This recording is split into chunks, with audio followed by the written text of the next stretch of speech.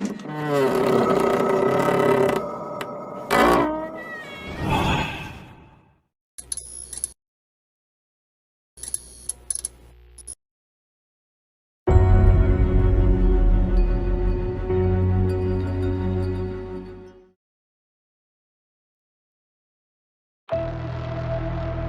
sun dipped below the horizon, casting long shadows across the ancient pines as a group of 5 friends, Maya, Finn, Ava, Liam, and Noah, ventured deeper into the heart of Blackwood Forest. They were armed with tents, flashlights, and enough snacks to fuel a small army, ready for a night of campfire stories and stargazing.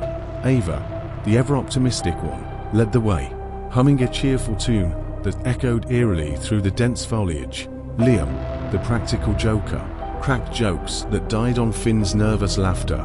Maya, the quiet observer, walked behind, her eyes scanning the twisting branches and gnarled roots, as if sensing something amiss. Noah, the designated photographer, documented their journey, capturing the unsettling beauty of the twilight woods.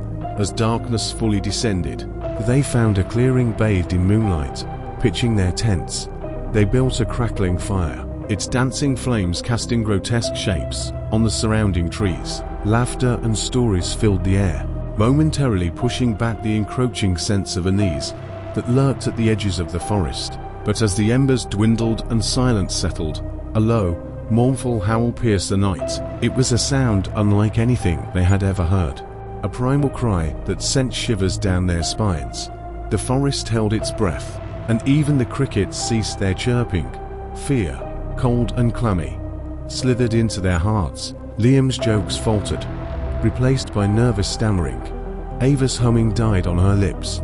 Maya gripped a fallen branch, knuckles white. Finn whimpered, his eyes wide with terror. Noah, his hands shaking, aimed his camera into the darkness, the lens capturing only blurry shadows that danced at the edge of the firelight. The howls came. Again, closer this time, accompanied by the snapping of twigs and the rustle of leaves. The friends huddled closer, their flashlights casting feeble beams into the encroaching darkness. Then, they saw it.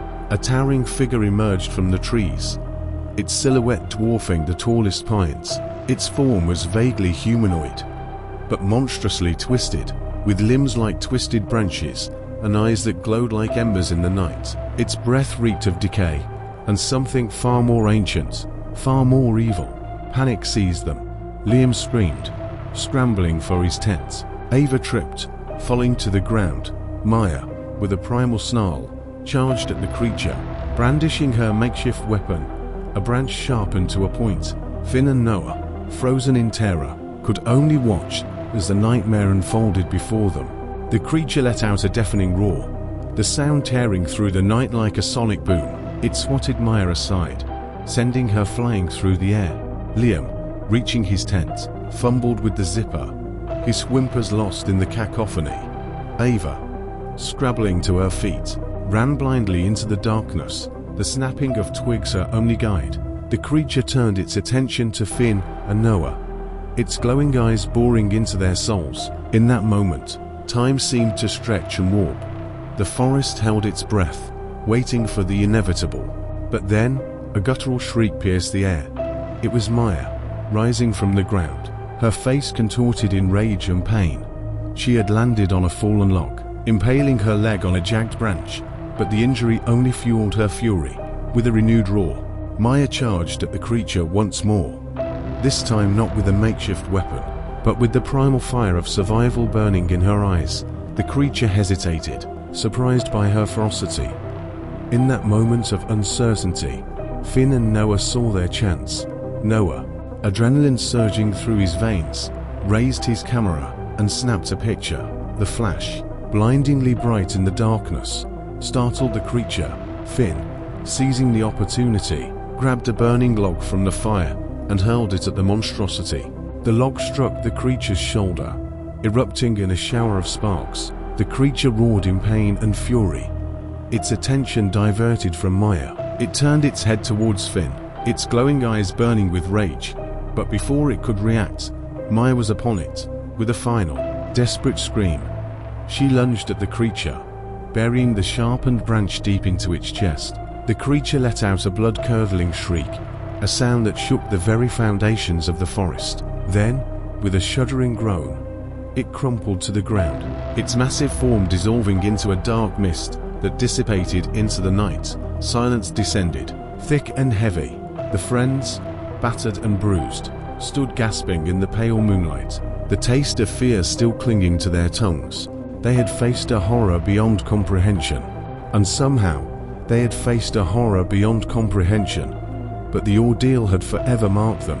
As the sun peeked over the horizon, casting its golden light upon the clearing, they knew this was no ordinary camping trip. The forest held a darkness they could never unsee, a memory etched into their souls like a macabre souvenir. They packed their tents, their laughter replaced by a hollow silence. They left Blackwood Forest behind, each carrying the weight of their encounter, a chilling reminder of the night they stared into the abyss and lived to tell the tale. The forest, however, remained unchanged, shrouded in its ancient secrets, waiting for the next curious soul to stumble upon its hidden horrors.